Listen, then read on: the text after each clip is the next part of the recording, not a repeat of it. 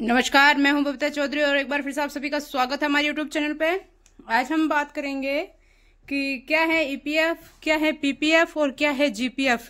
आपको किसमें खाता खोलना चाहिए, क्या आपके लिए फायदा रहेगा, तीनों का अलग अलग हम बात करेंगे। तो आगे बढ़ने से पहले मैं आपको बता दूं, यदि आप हमारे चैनल पर नए तो हमारे चैनल को सब्सक्राइब कीजिए और अगर आपको हमारी वीडियो अच्छी लगे तो इसे ज़्यादा से ज़्यादा लाइक कीजिए और शेयर कीजिए।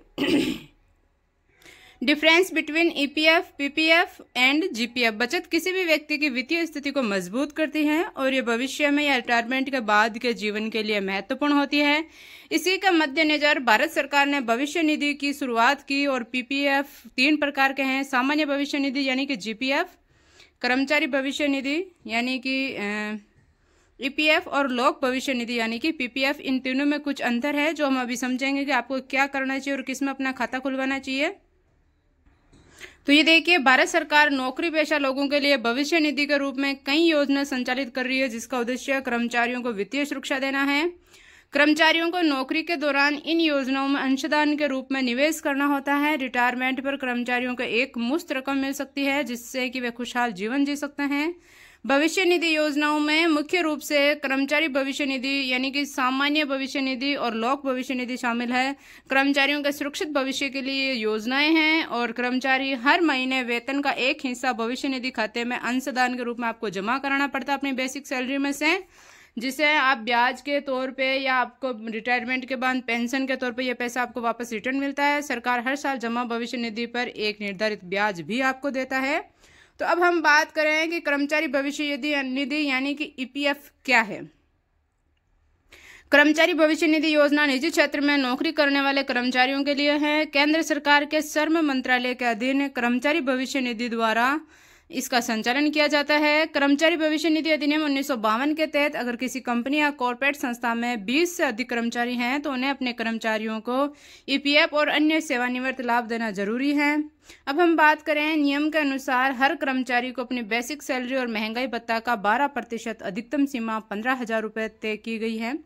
हर महीने भविष्य निधि खाते में जमा करना होता है और कंपनी को भी उतनी ही राशि कर्मचारी के खाते में डालनी पड़ती है।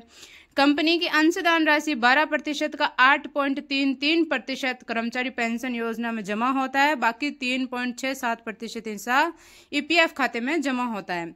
हालांकि सरकार ने हाल ही में नियोक्ता व कर्मचारी दोनों के लिए ईपीएफ योगदान को घटाकर 10% कर दिया है। वहीं सरकार ने वित्त वर्ष 2024-25 के ईपीएफ के लिए ब्याज दर भी 8.25% निर्धारित की है। अब हम बात करें कि ईपीएफ की जगह बाद में अब हम बात करते हैं कि पीपीएफ क्या है यानी कि लोक भविष्य निधि यानी कि पीपीएफ क्या है। तो लोक भविष्य निधि योजना में कोई भी भारतीय नागरिक अपना खाता खुलवा सकता है। ये ऐच्छिक भविष्य निधि योजना है, इसीलिए सरकारी या प्राइवेट नौकरी की कोई शर्त नहीं है। अगर कोई व्यक्ति पीपीएफ खाता खुलवाता है तो उसे एक वित्त वर्ष में कम से कम 500 रुपये जमा करवाने होंगे और अधिकतम 1,50,000 रुपये जमा करवाने होंगे। आप इस राशि को एक बार में या 12 किस्तों में जमा करवा सकते हैं, यानी कि आपको साल के कम से कम 1.5 लाख रुपए जमा कराने होते हैं आपको बतौर पेंशन पे मिलने के लिए। तो इसे आप किस्तों में भी जमा करवा सकते हैं और अगर पॉसिबल हो तो आप इसे एक साथ भी जमा करवा सकते हैं। पीपीएफ खाते की मैच्योरिटी अवधि 15 वर्ष की होती है। वित्तीय वर्ष 2024 के लिए पीपीएफ पर ब्याज दर 7.1% निर्धारित की गई है, जबकि ईपीएफ पर ब्याज 8.25% थी। अब हम बात करें कि सामान्य भविष्य निधि यानी कि जीपीएफ क्या है। तीनों में हम अलग अलग बात करेंगे, कितनी हमें जमा करवानी होती है राशि और कितना % हमें ब्याज मिलता है। तो उसके बाद में आप खुद तय कर सकते हैं कि आपको कौन से में खाता खुलवाना चाहिए। तो वीडियो पे अंत तक बने रहें, वीडियो को बीच में स्किप ना करें। सामान्य भविष्य निधि योजना केवल सरकारी कर्मचारियों के लिए है।